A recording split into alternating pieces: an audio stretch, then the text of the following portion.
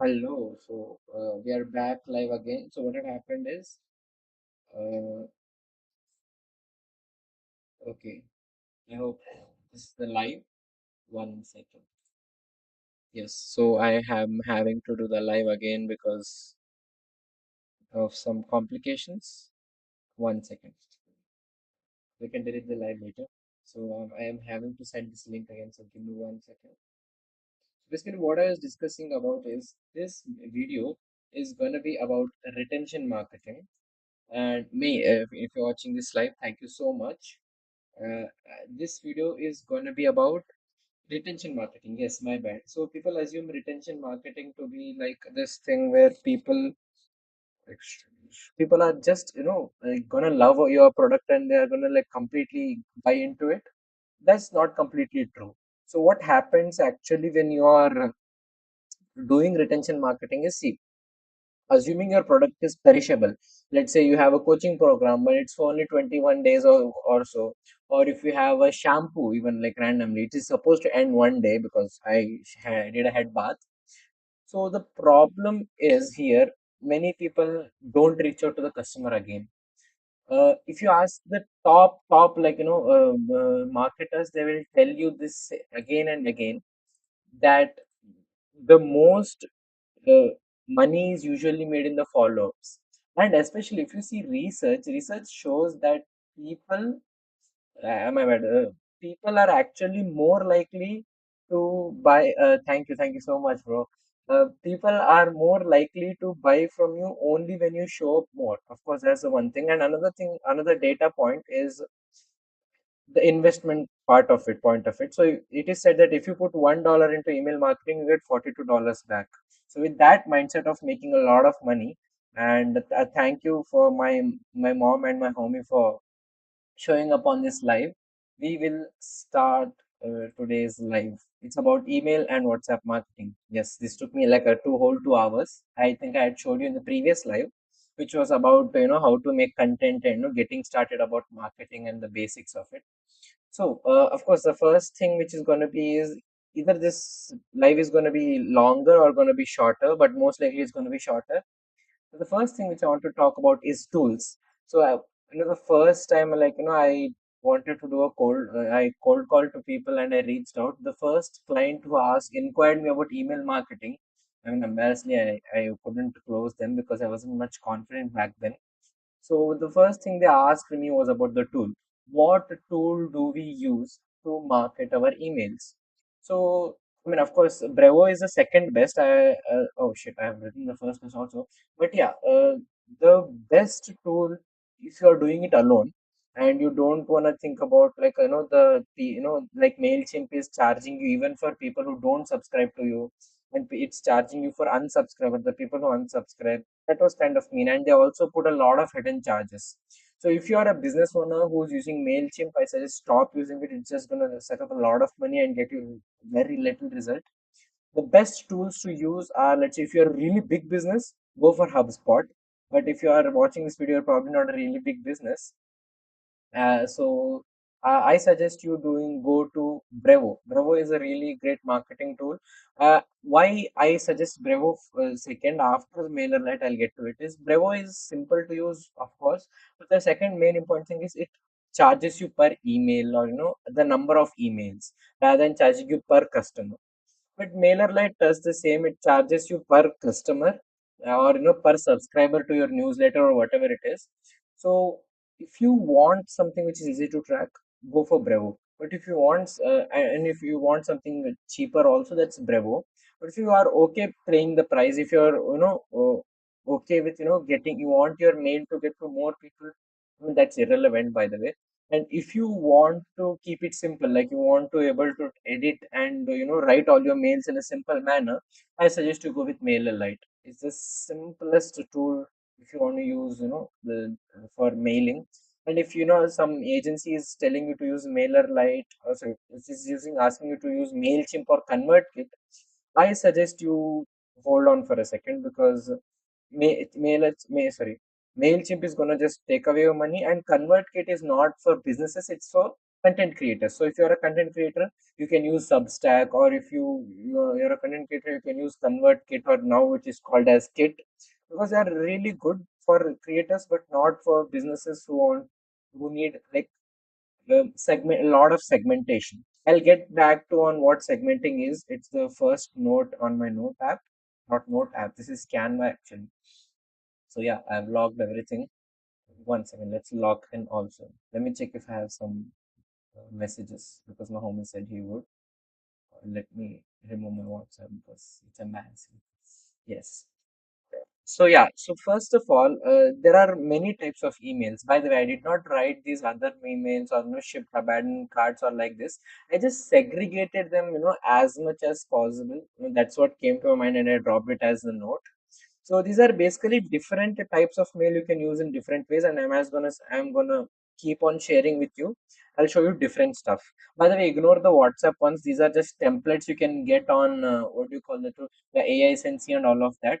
By the way, another pro tip, I recently realized that AI Sensei for me is not safe to use. So if you are a business owner, I highly suggest you don't go with AI Sensei.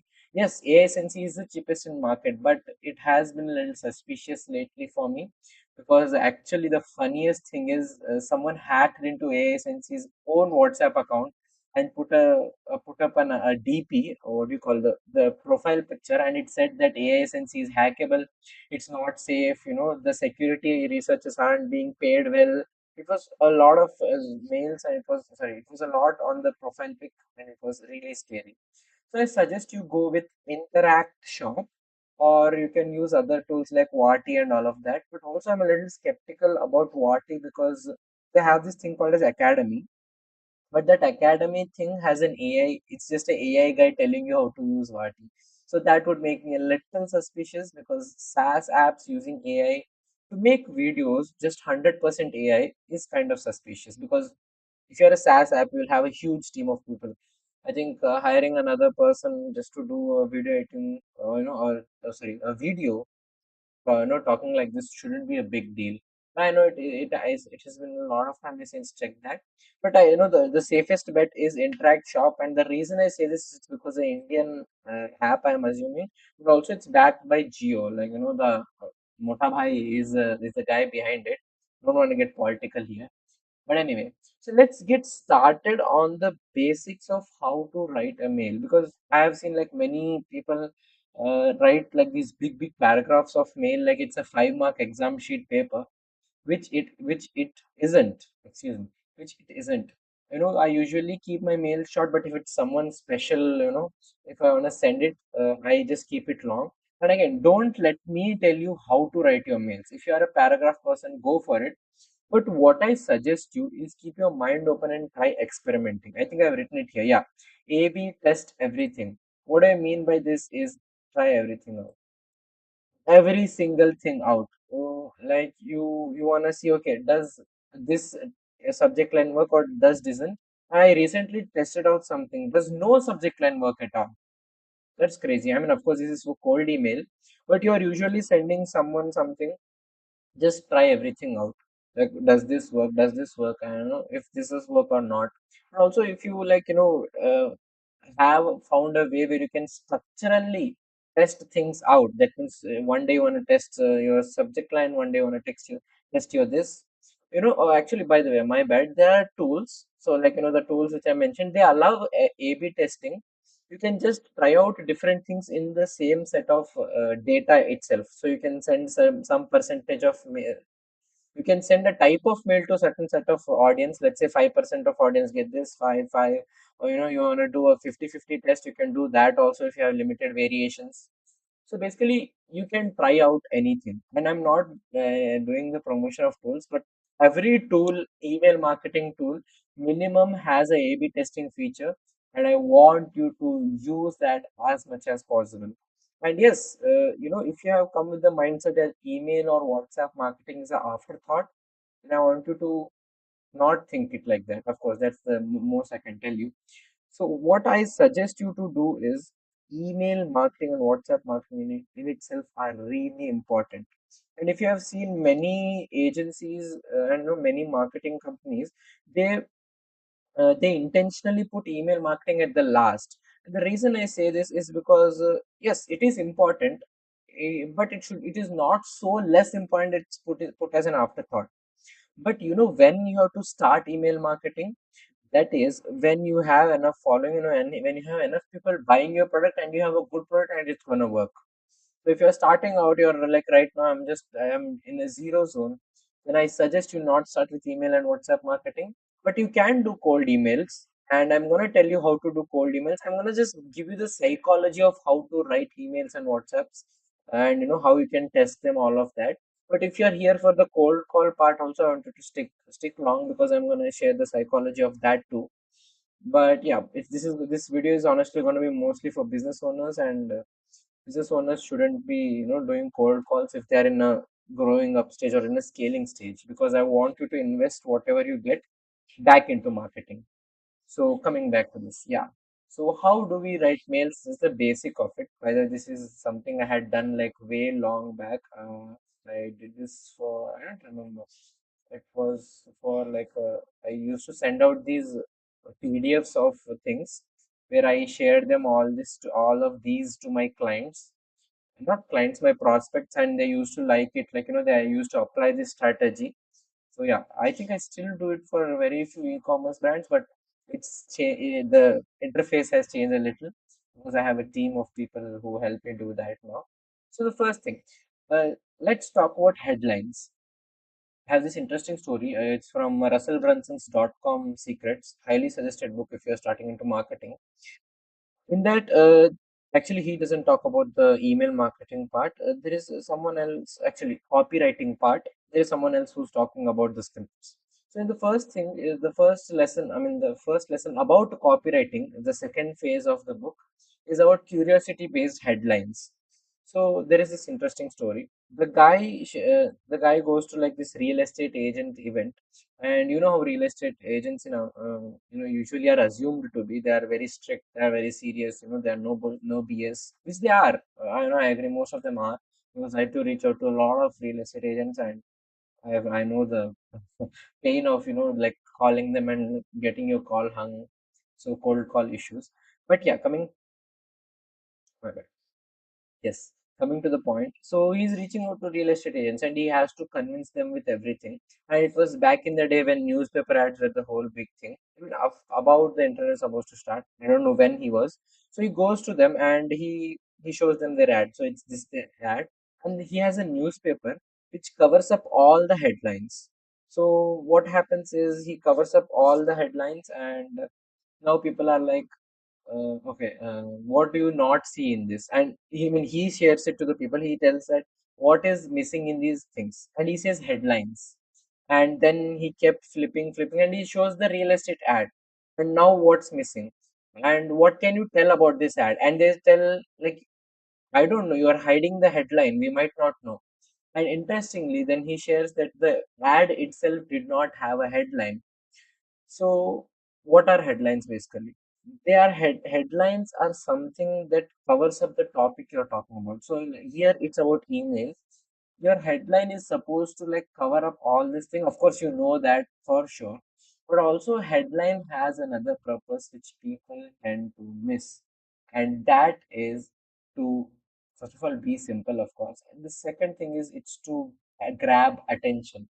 What I've realized is a lot of mails, a lot of mails which come are they are typically a generic ones where they write the normal subject line which they used to. Like, in our 10th class, there was the 5 mark question to write letters, and we wrote the subjects. And, there was also one where we write a formal letter to, order something. So it's in that generic format. So here's the secret I'm going to share with you. Even Sabri Subi has shared it in his book, and not many people know about this, and many people don't share this. Is number one, uh, when you're writing email, either keep the either keep the what do you call it? Either keep the word count to 2 to 4 words or 7 words or plus. Hear me out. The reason I'm saying this is typical mails, if you see the usual boring mails, they come in the 5 to 7 words range. It's about it's something talking about check out this new offer, or it's going to be caps lock. Another thing, don't use caps lock when you are writing a mail. I mean, of course, you can write the caps lock when you're writing the first words. That makes sense. But if you are doing like this whole, if you're doing the whole thing into a caps lock to try to grab attention, first of all, there is a high chance you're going to end up in the spam. And the second reason is, excuse the noise, there's a lot of home noises here. And the second main important thing is people will tend to not care about it. Sounds kind of brutal, but yes, people don't care if you have an offer or you have something great for them. But it's actually at the end of the day you're gonna sound transactional. The goal is to not sound transactional. You have to sure grab attention, but also in a such a way that, oh, am I going to get something, something more out of this? Then they will click it. See, when a person is clicking a mail, remember these two things. One, they are transacting.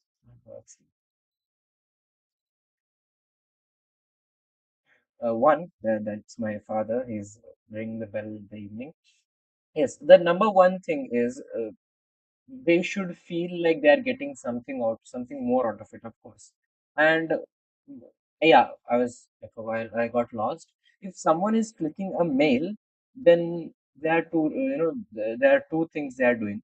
One, they are transacting time for the information you are giving, and number two, they're transacting it. And number two is the fact that they have to do something for you to make a transaction. What do I mean by this? Let's say you have an offer, they have to claim it. They have to do something. That means you have added something to their to-do list to do something.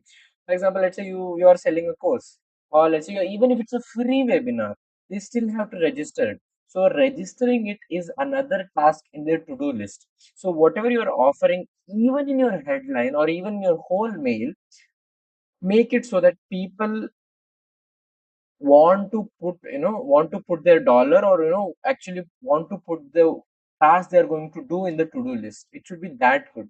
For example, you might see usually grocery lists. What happens is in grocery lists there are a list of things.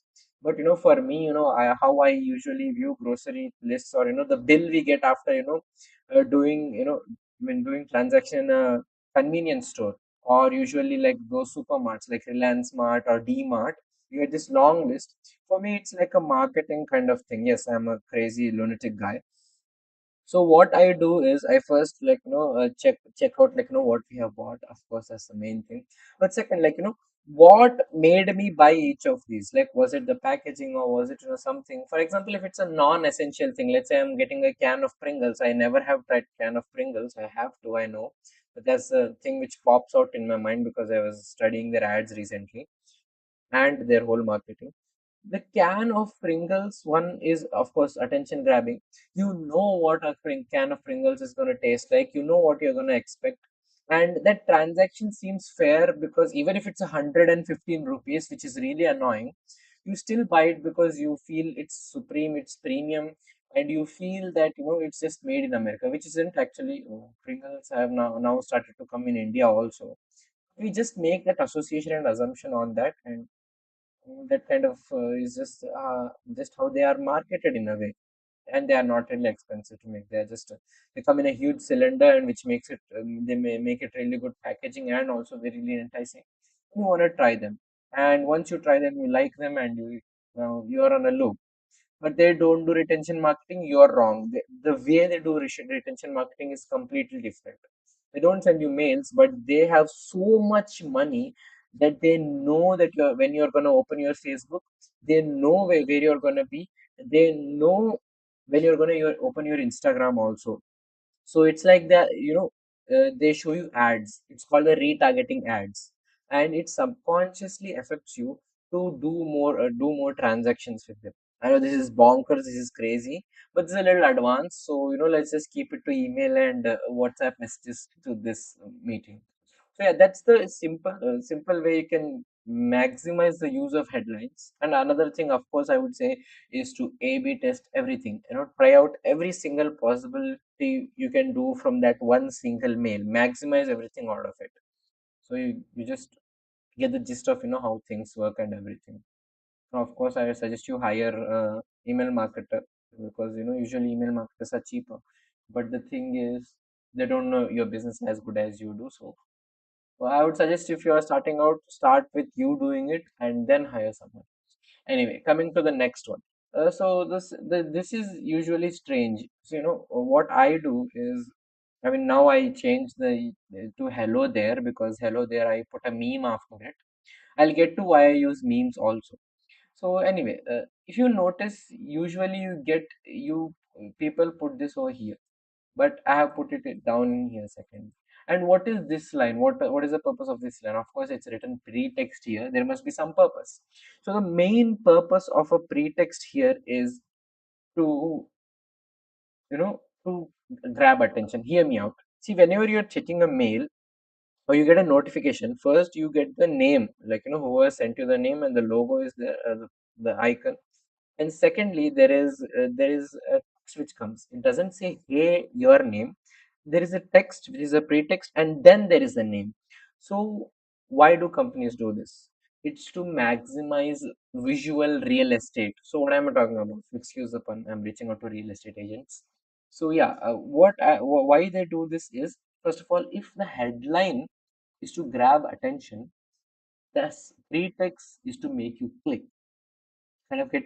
So let's say, even if you're like the world's best copywriter, if you use minimal real estate compared to other people who use a lot of real estate, then of course the person with a lot of real estate is going to win, because they just have seen more compared to a professional copywriter. Unless you hire someone really crazy, then you are anyway spending more money.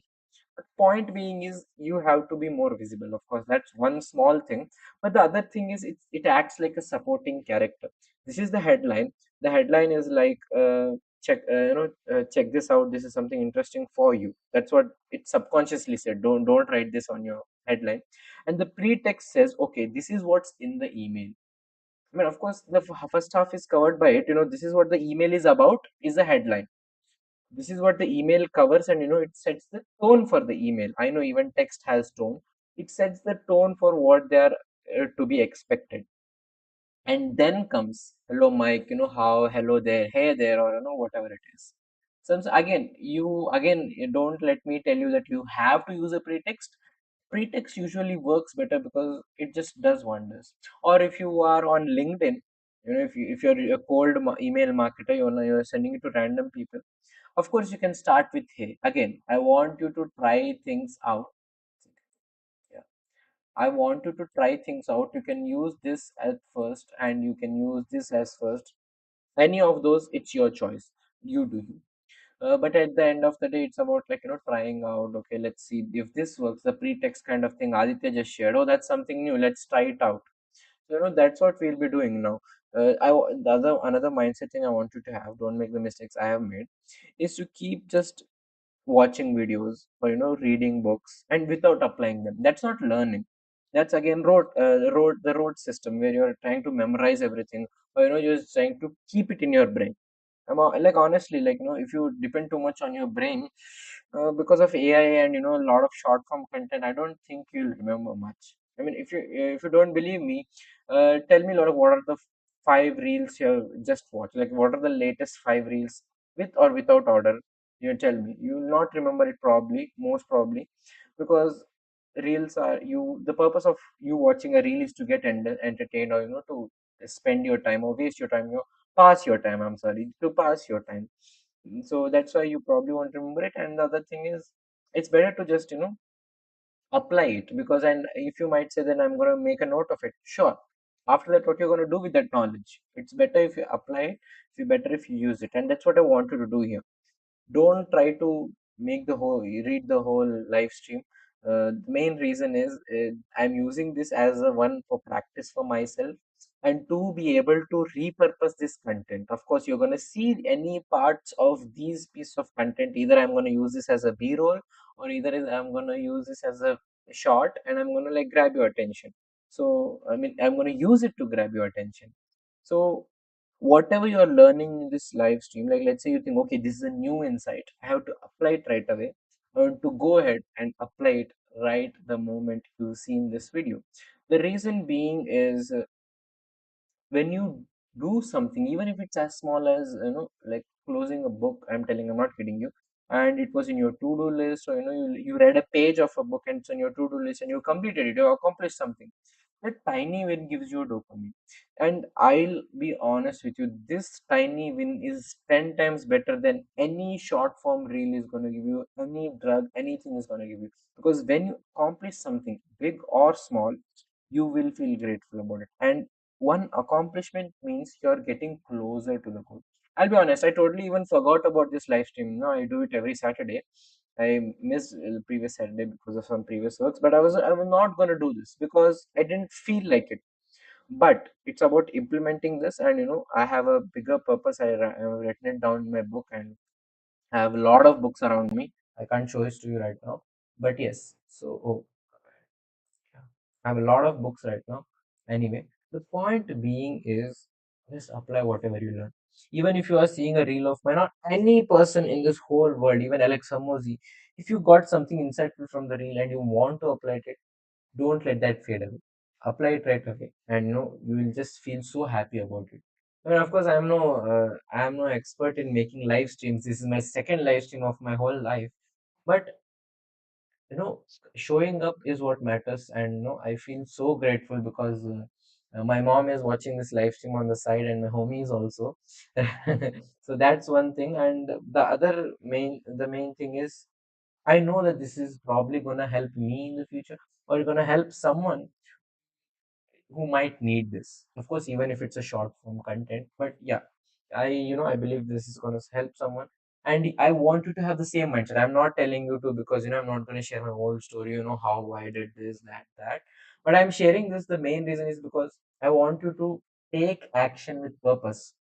My purpose for making this live stream is that, I told you, like, I have a big purpose written down. And also the other reason is, someone's gonna benefit from this. Do the same thing. Even if you don't think you can do it for yourself, do it for someone else, because then you'll be accountable for yourself. Main thing is being accountable, holding yourself accountable. That's what is gonna create consistency, hence which will make progress easier, and hence which will make you successful. All of that, all of that, all of that. Yes. So now, if you notice another thing, coming back to the emails, if you notice another thing in my mails is that, what are these strange, things like? I mean, usually if you see a mail, it's like this, there's a this, and then there is a paragraph right down the line, and there is a paragraph this on this, and then this is how a paragraph ends, a full stop or exclamation mark. Don't use exclamation marks on the subject line unless it works for you. Again, try everything out, but it usually doesn't work for me though. So yes, coming back to this point, uh, so first of all, my mail, each sentence is tiny. Excuse the words, don't just ignore the words and everything, because I have put this. Another thing which I forgot to mention, I'll come back to this one, is be creative. Be creative and be funny.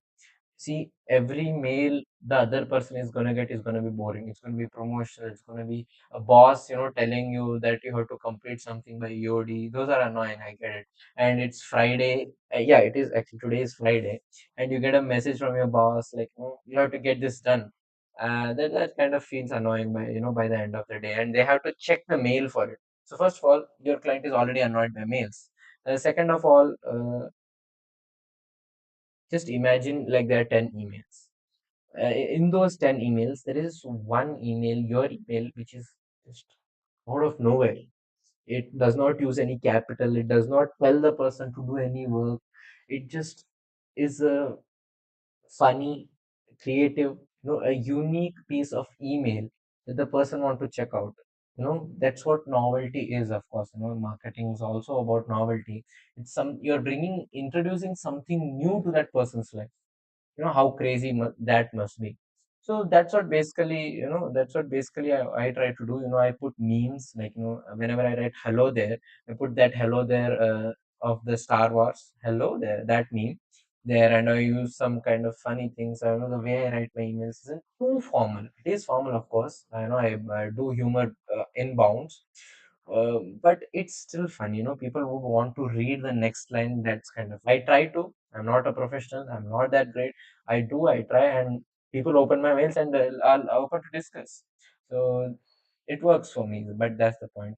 And coming back to this, keep it fun, of course. And now coming back to this, the reason there is just one sentence and there is a gap and another sentence is, imagine, where do people use their mails mostly? Is it their laptop? Perhaps, but mostly it's used on your phone. See, the phone is such a tiny space. It's vertical, first of all, and it's so tiny. And when you write a big mail, let's say even a big sentence, it takes up like this much of space. And you know how people are with long texts. Like as soon as like let's say I flash you this, you first of all annoyed by my bad handwriting, and second of all there is this lot of text you just don't want to read. You're just gonna be. Uh, Forget it. So it's similar to that. But if you organize your text in certain way that people are gonna make a sorry, my bad, people are gonna follow through to it, like it's just like a story. Like if you see here, I've written abbreviations. I've written like subtext where these are the words which have been in my mind. So even reading my mails, I mean on my mails, if you read a professional's mails, they're like you're going through a story. Even if they are professional, even if they're formal, they feel just so good. And the reason being, they take care of every minute details. And of course, I did not start and like grow up into like this amazing email marketer who cares about every detail I send it to customer. No, what I do is I try to improve one tiny thing on every next mail. So in this email, I have done this. It worked. Let me replicate what has worked, and what did not work, I'll try to improve on it. That's the simple logic for it. Oh, I realize you don't see my hands below this point, but yeah. So one thing, it's a tiny real estate, a phone, and I would usually keep it small because the text in this is first of all is going to be really big, and the second thing is if you leave gaps, it's just easier on the eyes, and a reader can navigate or flow through it easily. Also, one more thing I wanna add to this mail thing is keep the mail so that people can skim through it fastly. It should feel like people can just skim through it. Of course, in this mail I haven't used bold or italics. I did use the stars, but you get my point. Try to make it so easy for the customer or the email reader to just navigate through the whole email. And also, why am I slouching? Yeah. And not only navigate, but also it's stupidly simple for them to just understand what the mail is about, and keep it fun because they have to read the whole email to then take action to the link. So anyway, so that's what it's about, and this is just a random words I've written and all of it. So usually, one more thing before I end this part of the email order. So usually, the reason I have sold offer order is, see, this is how a customer cycle works. Let me just show it to you. So this is, let's say, a customer journey. This is the overall time. So that one. But yeah, this is how a customer journey is happening. Let's say a customer makes a sale here. He buys something. So let me just put up a green highlighter. That better. Yeah, he makes a purchase here. See, what people assume. This is what businesses assume. I'll put a big B here. This is what businesses assume how customer will transact with you. So you think, okay, he made a sale here. After a few point, he's gonna make another sale here, and after a few point, he's gonna make another sale here, and after a few point, he's gonna make another sale here, and then you think a customer is so consistent that he's gonna give you money on a consistent order, unless you're a subscription company and you're reminding them. Then yes, but if you're not a subscription company, you're a D2C brand, or it's a one-off thing. This is not how a customer does a transaction. No, it's wrong. So, in the lifetime of a customer buys a product from you, first of all, this is how the transaction goes. It's pretty funny. The first time I've realized this is like, okay, let's say a customer makes a buy here. Oh my bad. That's just too big. But yeah, if a customer makes a buy here, guess where the next buy is going to be? Right beside it.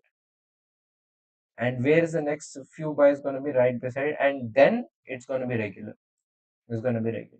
It's going to be regular. Probably if you do the right set of marketing, it's here. You see, if this big fat stack of dollars, assume it's a big fat stack of dollars, they happen in the first, because People make decision on the basis of emotion and then justify it through logic. So when person is emotionally charged and has given you the credit card number, or has, is willing to make a transaction with you, try to get as much as possible from the first one. And that's what companies do. If you see Mintra, if you see these companies, they send you a after order email like which says, check this out and all of that. And even if you see Amazon, they have upsells after you buy something, or before you're about to buy something. Hey, why not buy this together? Or you might have seen a section on Amazon where they say these are often bought together. They're just trying to sell you as much as you can while you're in a buying state, while you're in the state of like, oh, I'm going to make a transaction with this company. Because when you're in that buying state, you're like, oh, another 10 rupees, it's not going to cost much. Let me just add it. Another 100 rupees, it's okay. I'm buying a 1,000 rupee product, not going to add. So the anchored price here is already high. And if you do upsells to them, people are going to buy that. It's just 20,000 more for this, like, my bad. It's a 50,000 more just to get your stars in Rolls Royce. Sorry, $50,000, by the way. It's $50,000 more to get, stars etched on your Rolls Royce. You're already spending 100 grand on a product. It's 50,000, $50,000 is not a big deal. So you just take it as an upsell. So that's what upsell is, by the way. And here's what we are doing. So here, what you're gonna do is just gonna talk about their order. You wanna check your order. You just give them the button. The reason that you have sent them the mail is to confirm their order, and then you can tell them about your certain offer, certain thing you want to get them to buy. Of course, you send mail to 100 people, not all of them going to upsell, but even if one person does, that's like 1% more business. And if you do 1,000 mails, that 10 new upsells, that means 10 new loyal customers.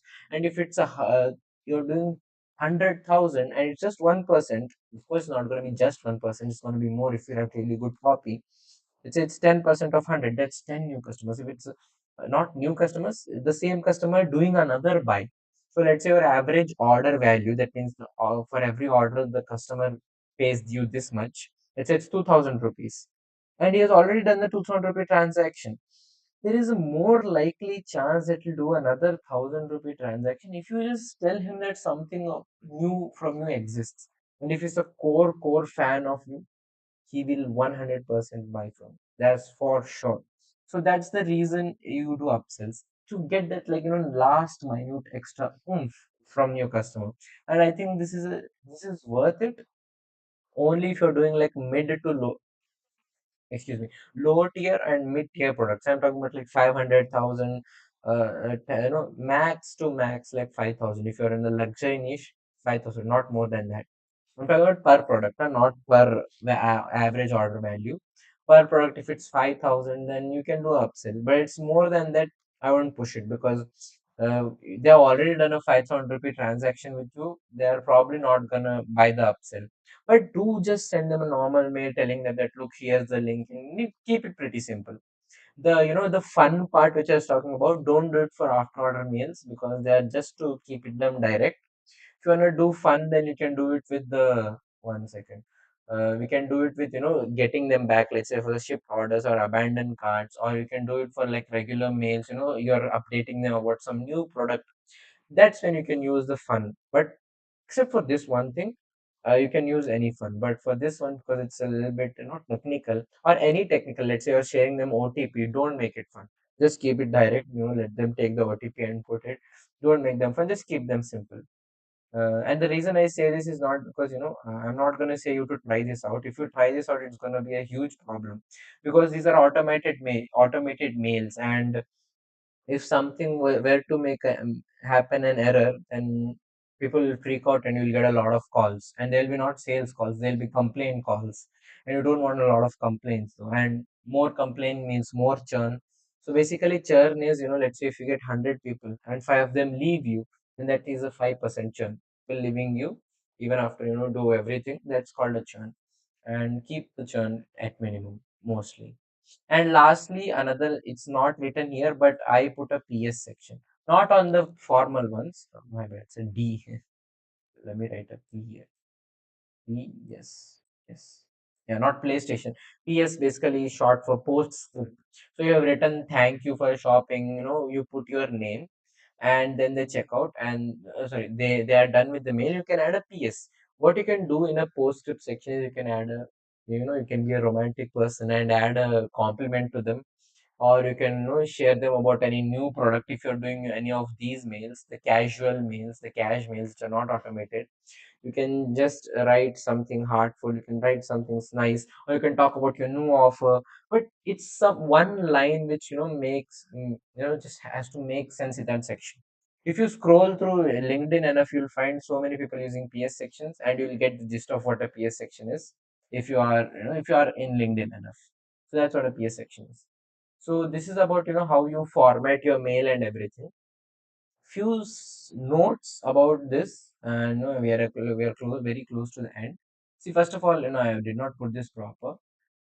If you're putting up your if you're putting up this, what many people do the mistake of, if you're a starting business, or any kind of business, they put their logo there.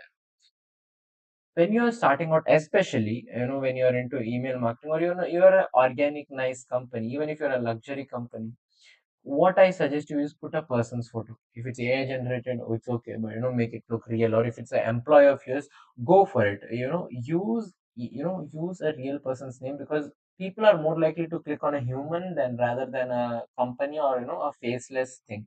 Actually, some people actually click faceless ones also, because many people don't put faces on their emails. So you can either go faceless, you can put a logo, but it would be pretty much this. And you can use logos for your automation mails. Yes, you can do that.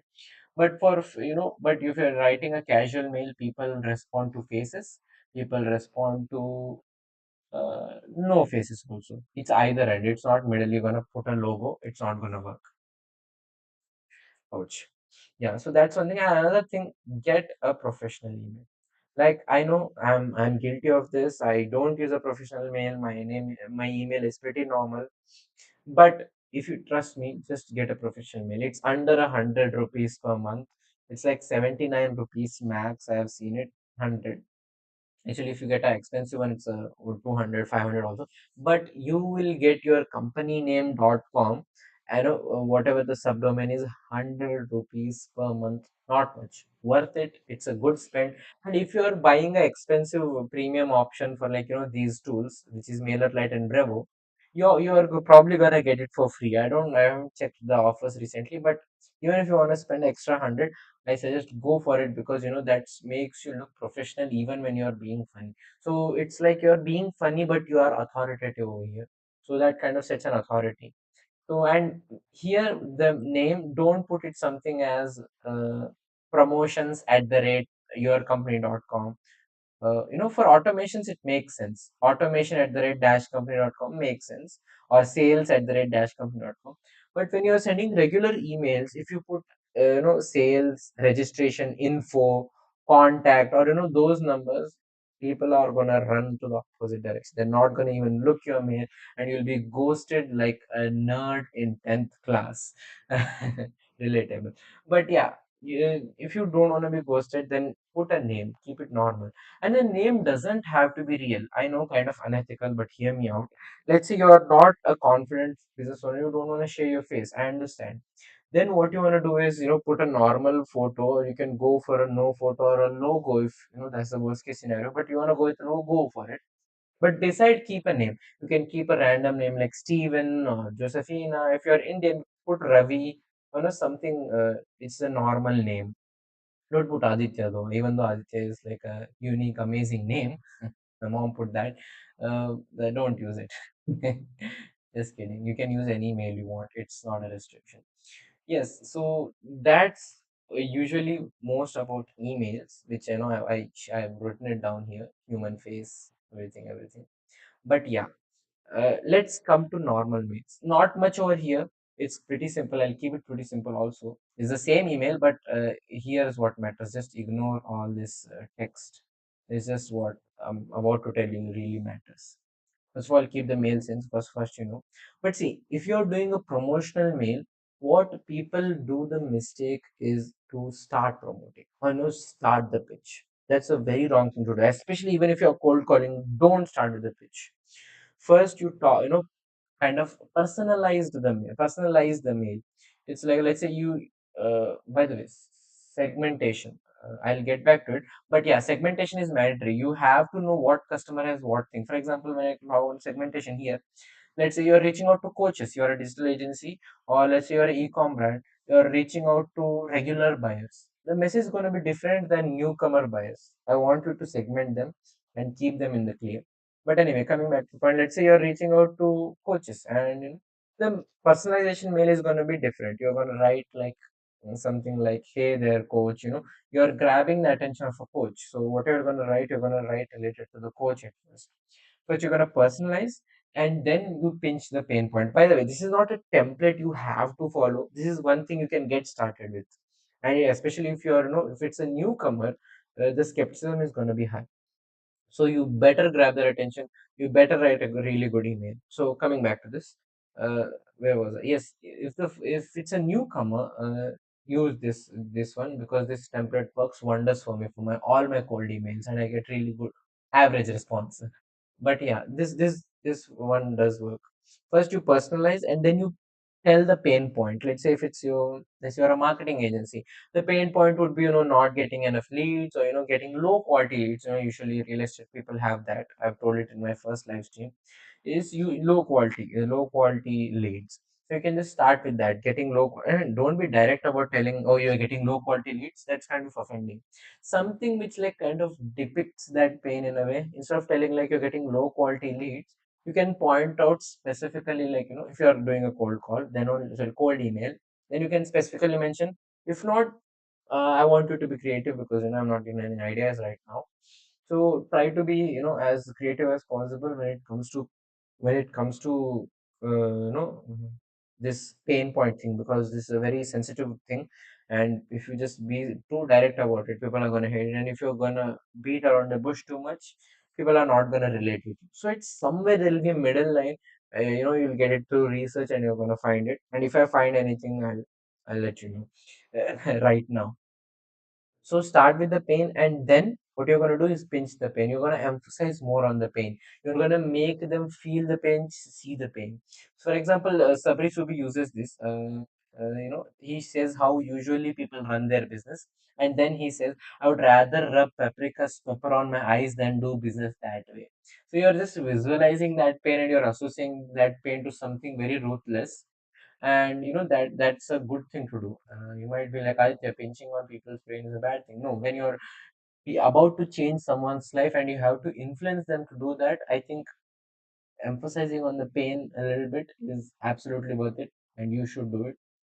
Because then if you are ordinary, then people are not going to read your mail. First of all, be extraordinary first of all, and it's okay to pinch their pain. And after the pain, pinch the pain. Don't, again, still don't pitch yet. Hear me out. What you're going to do is do a soft pitch, like a transaction. For example, look at this. Sorry, transition, not transaction. You're going to transition them to your close. Here it's a upsell. I'll get to this part here. You're going to transition them slowly towards that. You're going to slowly interpret the solution. You're going to tell them about their dream outcome. Like, what if you had unlimited leads? All of them are qualified. They're ready to buy. They're willing to pay you money, but you can't. You will get so many clients that you can't even handle them. That's a dream selling. And then you slowly tell them about the solution. See, this is what we do, this is what, book a call with us. And then there is the hard sell, which is the call to action. That's how it is done. And the reason this is done is, there is this thing called, Sabri should be called as the magic lantern. So let me just make a graph here. Yeah, it's not really the best one, but yeah. Let me just draw the lantern here. Yeah. This is not demand supply. I'll explain you in a minute. So let's assume this line is skepticism, and this line is trust. Yeah. So what you do is, when you start out, people are going to be highly skeptical. If you sell them there, they are going to know, oh, he's transactional. I don't want to work with this guy. And then what you do is, first you turn this skepticism into trust. And now, how do you make this graph possible, where you're reducing the skepticism and increasing the trust? The Oh yeah, good point. The best way to do this is value. How can you provide value? See, you might be like value like, oh, we have to give them an offer, we have to give them a discount. No, you're again being promotional. Think more, be creative. One way, simplest way to provide value is to connect with them at the human basis. Use humor. Use some, some weird slang only people of those community use. Try to basically connect with them. They should feel like, oh, this guy gets me. And by the way, this is not only for emails. This is for every copy you write. You have to reduce the skepticism and increase the trust. And the best way to do is to provide value. Yeah, that's one way, and one type of value. And the other type of value can be just provide something for free.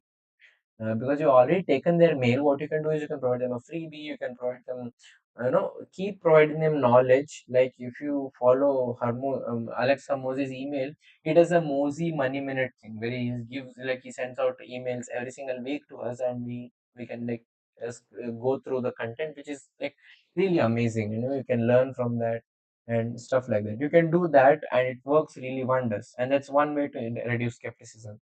And the other is, like I mentioned, humor and stuff. Basically, you are providing value. That's what you're gonna do. So that's like a really important thing. You have to provide value. You have to look, first of all, not look. You have to be seen and perceived in such a way that, oh, this guy gets me. I can trust him. That's what's happening. So if you get this equation right, that means you tracked it in copywriting. Excuse me. Oh, yeah. The pencil is acting weird today. So yeah, that's one very important thing. And you can't directly sell to people. That transaction thing is very rare. People are gonna respond to it, but it's like 100 in a month. If you can increase your chances, let's say if you're, instead of getting one client in 100 clients, you, let's say, reduce the chances to one client, sorry, two clients in 100 clients. That's one client every 50 clients. So every 50 mails, then it's worth it. I think it's worth it. Makes sense, but it's just basically practice. You are gonna get there. At first, it's not gonna be 1 in 100 also. Until now, me personally, if you can check it out, I don't remember. I think I have sent 500. No, not 500. That's too much. 200 mails. I have sent 200 mails. I know it's not much. Guilty because I usually do cold calls. In 200 mails, I'll be honest, I've only probably gotten like not even 50, forget 50, yeah. I've gotten only 30, 40 replies, not even colds. I am able to close out of 200. I think I only closed like one. No, not even one. Oh, yes, yeah, I only closed one client out of 200 clients. And the number might be more for you. At first, it's going to be 1,000. If you keep practicing, it's going to reduce. And even for me, who knows, one day I'm just so good at writing emails, I might be just like, I can just close clients. Every 10 client, I can close one. People show these numbers that, okay, if you send 10 mails, at least one's going to say yes. It depends on how you write the mail. It depends on, on your practice. Everyone does can say that, but whatever you provide should be valuable enough for the person too. So that's one main thing. And of course, I'm no expert, but over time, you can get to that number, and it's a possible number. Many people do it, and it's possible. So that's what we are talking about, the regular mail, or the newcomers. And now we're going to talk about your average mails you are going to sell. So when the trust is high, you have to sell, or else a story does not get complete unless something is sold. Well, what I mean by this, you take any story, at the end of the story, they are selling you something. What am I talking about? But I recently saw this movie. They weren't selling me anything, not tickets, or they were selling some promotional shit. But what they were selling you, they were selling the idea of something. Let's say you watch a spy movie. The idea here is, spies are cool. They're selling you the idea that, it's cool to wear a suit, it's cool to look like James Bond, whatever else. The idea is that, no matter how secretive you are, there will be villains always around you, kind of like that. And if it's a romance or something, or an action, there is some kind of important lesson at the end you will end up learning. And that's the thing they're selling. They're selling you the idea, they're selling you the transformation. That's what they are selling, and you buy it for 200 rupees in the cinema halls. So that's how it happens. So basically, you are selling something at the end of the story. So here also, when the trust is high, you are doing a really good emails, people are loving you, you're amazing, you are even putting out videos in your mails, it's all working out. Then you have to make the sell. So like we are, every people does a sell. So for example, like The best example, like, let's say now, because the attention span is low and skepticism is at all rate high, it's always going to be in the future. You have to do more of, nice mails, where you're not promoting anything. And then after like 4 mails or 5 mails, then you put something promotional. And even when you're promoting, you use this process where, you're transitioning to make a sell. And the reason for this is you have to provide enough value, because at the end of the day, your mail is gonna cost like what, $5. In value, if you put it in monetary value, your words are gonna cost like $5, $10. Unless you're Martin Luther King or some great Mahatma Gandhi, then it's gonna cost more. But currently, they cost not more than $5. Sorry to offend you, but yeah, at this rate, if you want to make people buy something even for $10, you don't provide. That means you shouldn't do the math like, okay, my one mail is $5. I'm gonna make 2 mails. It's gonna be $10. No, people buy when they see more value compared to what they're paying. So let's say if you do 5 mails, so if you do 2 mails and each $5, it's a $10 product. This is where you are. But if you provide like 5 emails, which is like what, five is 25, and your product is like $15, you have outsmarted the customer. You have out surprised them, that you have given so much to them even before they have transacted with you. They are just giving you your email, or even if they did transact, you're giving them a lot more value than they expected. And that's a shocker, and that's a really amazing thing. You've got to shock and surprise people with more things. I too do this.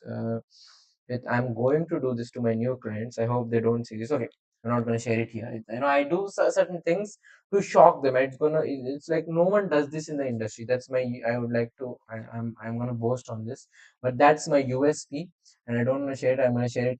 As soon as I like, send it to my first client. It's a something special.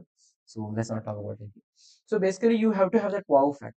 And if you can wow them 5 times and then you sell them, they'll absolutely buy it. And of course, if they read through the mail and after reading it, they buy it, that's when it's going to work. So first, focus on providing value. And I have seen some emails, especially Substack emails. What happens? The problem with is you write your content. It's amazing. You're not selling anything, but there is a mandatory sell. You're it feels like you're being sold to something at the end. So I think that's what I kind of don't like at the Substack things. Anyway, the secondary not important right now. So whenever you're selling, like give a lot of value before and then sell. Even in your ads, are gonna work if they'll be really funny. Because if they are funny, they people will remember it more. And if they remember it more and they like it, they associate a certain feeling with your ad or your brand, they are more likely to transact in the future. And here again, note my words. I did not say that they are gonna buy from you from the future. I said that they are more likely to do a transaction. It can be a free transaction, it can be paid, but they are just more likely. And the more you give them value, the more you shock them with surprising stuff, they are gonna buy after a certain point. I mean, if it's something a huge thing, like let's say, my services are pretty expensive because I have the best team. Again, boasting. Uh, my services are expensive, so my wow factors are gonna be a lot. From the cold call to the first meeting, for the oh, I got an idea right now. But yeah, I'm just gonna remember it. But like all of these stuff is are gonna like add up to such a shock value that they're easily willing to do the transaction. uh, you know you have to be extraordinary. Of course, I mentioned that. That's how the mail is done. Send 5 mails where people are like, oh my god, this guy is like just sending me money right now. And reciprocation, the reciprocation bias, it says that, like if you do something for someone, the other person feel obligated to give it back, or pay it forward or something. So that's kind of thing. If you do that, it's going to work wonders. So that's one main thing. And lastly, to be cool and awesome, because we are gonna put a PS section, of course. PS, I forgot to write it here also. Because don't the reason I say don't forget a PS section is PS section is the best way you can do a soft sell. Hey, if you like, write a mail full of like just knowledge and you just give them without expecting anything, that's the main key. You shouldn't be expecting anything. And then you tell, hey, you want to check out my products by any chance? Let's say even in the first mail you put this PS section, they'll be like, oh, let me check out what he does, and they probably might transaction the first mail also if they are your fans. But if they are not, they're not gonna. Don't be disappointed, because you have to provide a lot of value before they pay you any rupee, a kind of any dollar. That's very important. So that's what, how I wanted to structure this mail. And if you're only talking about like cold marketing, if you're watching this video for cold marketing, then thank you, this is all about the cold marketing. And now, yes, there is a little bit more. This is like the last part, I'll just end it with this. And this is for the people who are doing email new marketing, or they have an email newsletter. These are a few things I want you to keep in mind. So first of all, segmenting the audience is mandatory. I want to talk about segmenting, right? Clarify who the audience is first of all. If you are giving them something freebie, or if there's a really important person, put a questionnaire, and there is nothing wrong with it. People say like, for every option you give them, they are more likely to go away. But it's okay, yaar. If you're, the excuse me, if the if the client, excuse me, if the client or the person isn't willing to give you mail for his benefit, unless if you're doing something bad, then they will not give you. If it's something for the other person's benefit and they're not even willing to give you their name, email and phone number, then I don't think you should do business with. But let's say if you're a mass market person, let's say if you're a FMCG, let's say if you're a FMCG brand, then what I suggest you is just use, just put, ask for the email. That's all. But if you're not a FMCG brand, if you're not doing bulk, if you're not doing it to so many people, if you're not selling it to everyone in the whole industry, then ask few more questions, make them qualifying. And if, especially if your product is the most expensive, then you have to ask more questions. When you are selling expensive, there is a difference. There is this two things in sales which I've learned recently from Sabri Sudi. There is a push strategy and a pull strategy. Push strategy is where the product isn't that important. For example, pen. You might have heard people say, sell me a pen, vagera, vagera. I'm not waking up one day thinking that, oh, I need a pen, or I need like, okay, I got this headphone, I need these headphones. I don't know, wake up like, oh my God, I need this. No, those are push strategy where you have to push them to buy that product. It's going to give them convenience, it's going to give them something simple. That's it. Those are easy to transact, they are like low cost, which are good. And on the other hand, there are products which are expensive and they need pull strategy. What people do is they use the push strategy for something which is expensive, which doesn't make sense. Because when you're doing something expensive, you have to qualify the person. First, understand that is this product even necessary for the person I'm selling this to? So, for example, let's say I'm selling my services. I don't sell my services to everyone. Even if I am the one who cold calls them with enough data, I qualify them before I send them the cold mail, I qualify them. And even after sending the cold mail and they connect with me, I qualify them. And the reason is it's not fair. Number one, it's not for everyone. And number two, it's an expensive product. And if you happen to sell an expensive product to a wrong person, just let's take a scenario. Let's say you are a fitness enthusiast and you are on a no sugar diet and you're like restricting your calories. And there is this product which is really tasty. It's really amazing. And it is said it's healthy.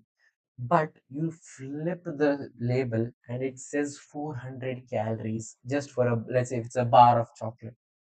You're going to be shocked and you'll never do the transaction with the business. But of course, if you're a big business, it's not going to matter to you. Many people do this. They lie on the front and put something back in the label. That's fine for them. Many people don't read the label. It's fine for them. But if you're selling something expensive and you know, put negative intentions and you push them, like you do the push strategy in these push products, the low margin products, they're never going to do business with you. And they're going to anti-refer you. You know what is anti-referral? They're going to tell that never do business with this guy. He tried to scam me. He's an asshole. My bad. No bad words. And they're going to go on social media and they're going to tell Aditya, not Aditya, like someone who does bad business. He's doing bad business. Don't do with him. And this is worse than, rather, I would rather tell him no now than face all this. Like recently I had this FMCG brand, like, I wanted to really work with them. Like, it's such an amazing brand. And, they were also ready, it's kind of like a prime hydration kind of ish product, close to it. And I don't want to talk much about it. I want to work with them. Even they want to work with them, but our services weren't for them. Even if they could afford, yes, they could afford, like, I even almost came to the point, like, we were about to transact. I had to say no. I, I know, like, you might be like, I'm regretting. No, the reason is, uh, it wasn't product. I qualified them and they weren't qualified, for, like, the services. It's not like I'm going to be arrogant or something. It's just that, I would actually love to have them right now, but at this current position I am in, and the current position they are in their business, they don't need our services, and we don't have to, provide them our services. So that was like kind of a decision, and I qualified them. And the reason I'm saying this is because the second point also, I'm gonna make a switch to the second point. And the first point, why it is associated with the first point, is because you have to segment your audience. There will be you will have a bunch of freeloaders. I'll be honest, there will be people who just want your product, check out your things for free. You're gonna keep them, you're gonna give them value. It's just gonna be for marketing. There are gonna people who will buy, but they're not regular buyers. They're just occasional. Like, they check the price, and they wanna buy. Email is gonna convert them. There are some type of them. There'll be different types of people, and the more you segment, the better. And the better you segment, is just you'll just see more conversions. But I don't want you to overcomplicate this. If you are an email marketer, go for it, because that's the thing. But if you're not an email marketer or a WhatsApp marketer, you are a business owner who is watching this video, try to keep the segmentation simple at first, because it will be easier to export. Let's say you choose Brevo, and then you want to switch to MailerLite, example, or you want MailChimp, you want to switch to another tool. It will be easier for you to even like transfer that audience, and it will be easier for even your, like, let's say your email marketer to, like, sort everything, and let him do the heavy lifting or her the heavy lifting. Don't do overthink too much. This is just to extract that extra, and also build that brand for your customers. So email marketing is good for that. And yes, while I was talking about the good bad thing, not qualified, make unsubscribing easy. Why I say this is because some people accidentally click on it. Some people accidentally give their mail. Like, I know I've seen that happen very rarely, but it does happen. And let's say if you have a lead magnet, that means you're giving something free in turn for the email, which it's a good strategy. And they just want the free thing, and they don't want to do business with you. Then make unsubscribing easy. The reason I'm saying this, see, like tools like Brevo and MailerLite, they charge you per customer, and sorry, Brevo charges you per mail, right?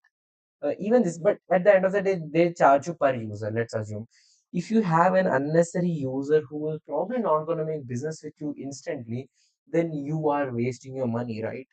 So it's better to make it easy for them to unsubscribe. Make the unsubscribe button easy to press. Don't hide it under the corner. And if you hide it, people are not going to make business with you, and it will make you look untrustworthy. And some people, don't even show their unsubscribe button. Yeah.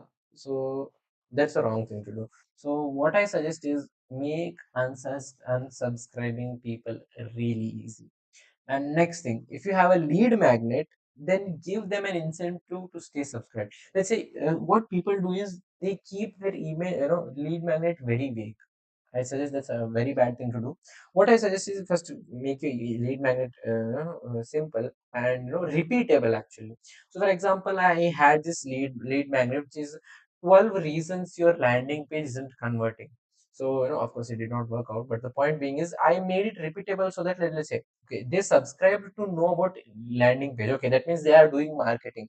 So I can make emails about meta ads, I can make emails about Google Ads. I can make, send emails them about, how to make your landing page, every technical stuff. Or if you are watching this live until now, which is crazy, I hope someone else wrote a message. They said not. But yeah, so if if you're like, if you have people, yes, if you want them to stay on the mail, then you have to give them incentive. It should, each of your email should be like a lead magnet. Yes, I mean I'm talking about like the typical lead magnets where you're giving some kind of value, but also again you can't give them too much knowledge. The problem is people are easily going to ChatGPT and just taking knowledge. But what you should actually give them is your experience.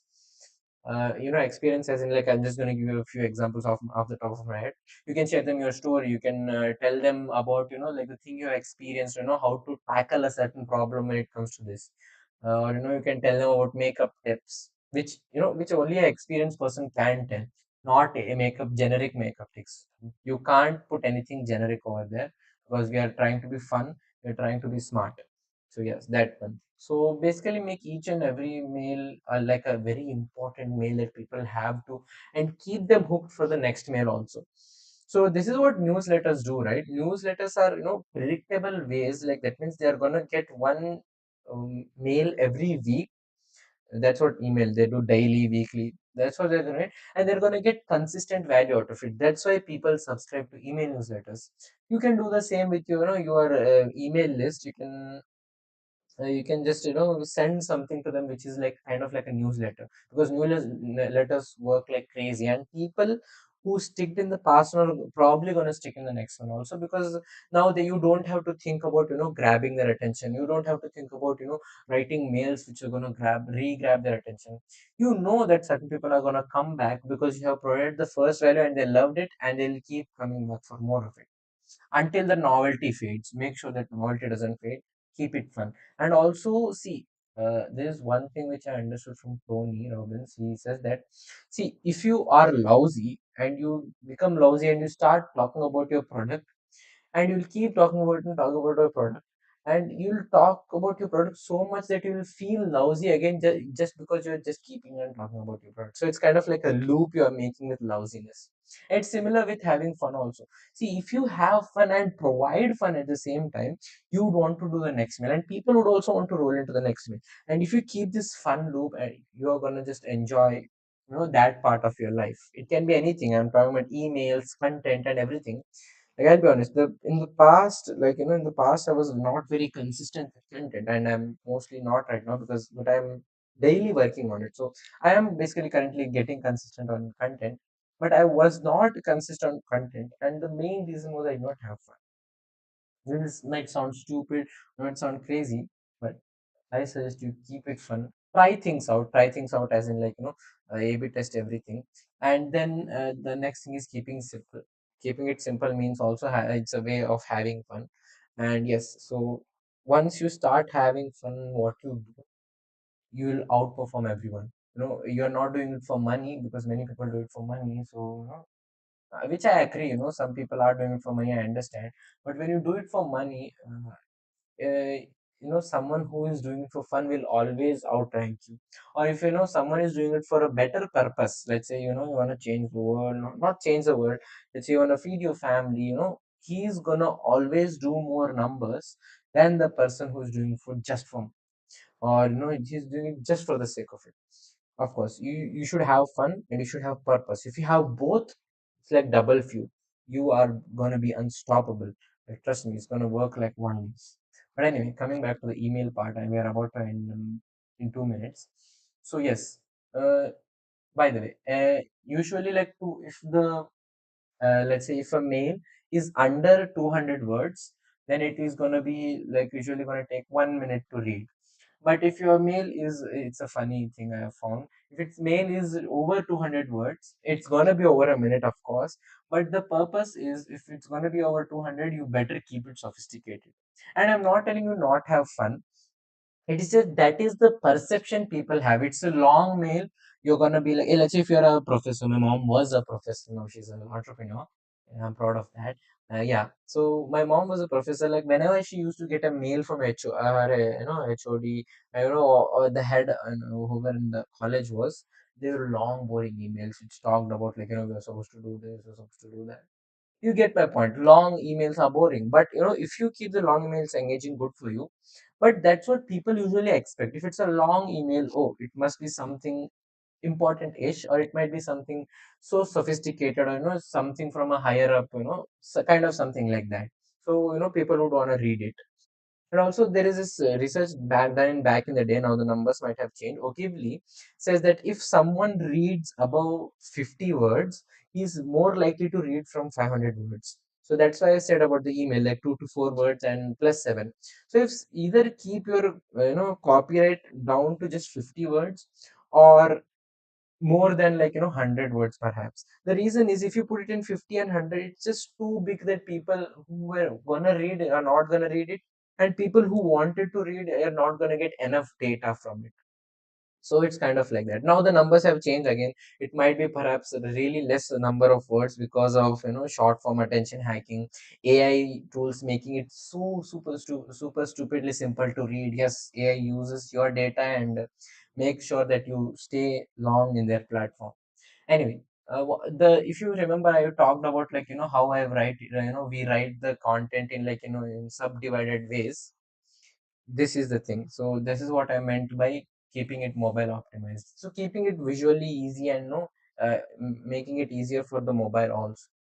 And last four things are like keep changing, like I mentioned. Oh, by the way, this is a different thing. So let's say you are writing your mail. You have dumped your ideas all in one go. Now what I want you to do is change a few things in them. Not A/B test. By the way, this is a little bit different. Let's say you've written a mail, even a cold mail, any kind of mail, you went for it, the core idea of the mail, and then you realize, okay, I have to change a few things.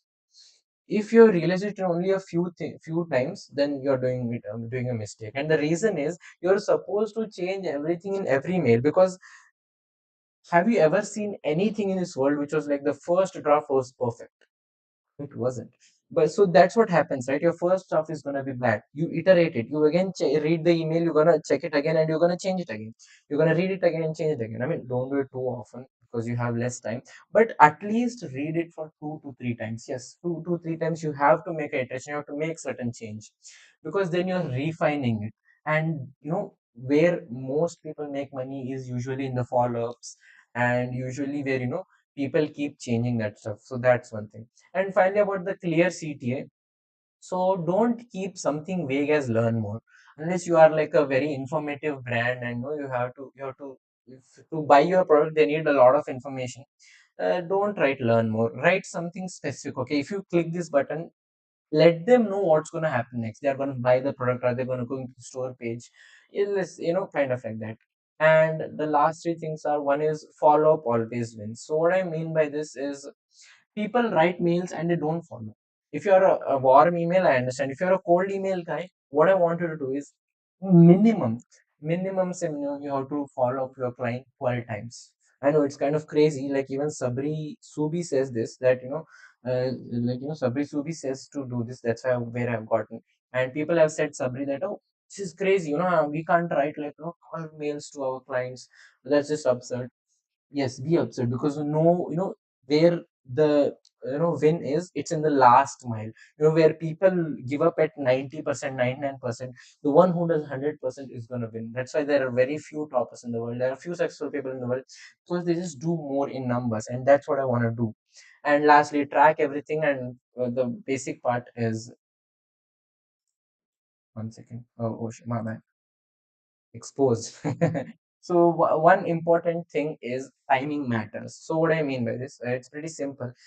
Usually people check their mails on Wednesdays and Thursdays and not in other days. So what I want to do is write mails which are usually in that days, and find out when your customer usually watches mails. And there are a lot of research papers which share that these industry people watch the mails in these times, and use a little bit of common sense. So you're gonna get that. So that was the video on email marketing. I have to leave actually. I'm really late today. That's why I'm ending this super urgently. But that was a video about on email marketing or WhatsApp marketing. You can use the similar principles on WhatsApp, but keep it super short. Get the point. And that's the video about it. And thank you for watching the live. I thank you, my mom, for bearing me for, I think, 2 hours. Yes, 1 hour, 18 minutes. And my homie for watching the 5 minutes and leaving for his classes. So thank you so, not his classes, for his homeworks and assignments. Boring. So thank you so much for watching this video. And if you're watching this not on live, thank you for it.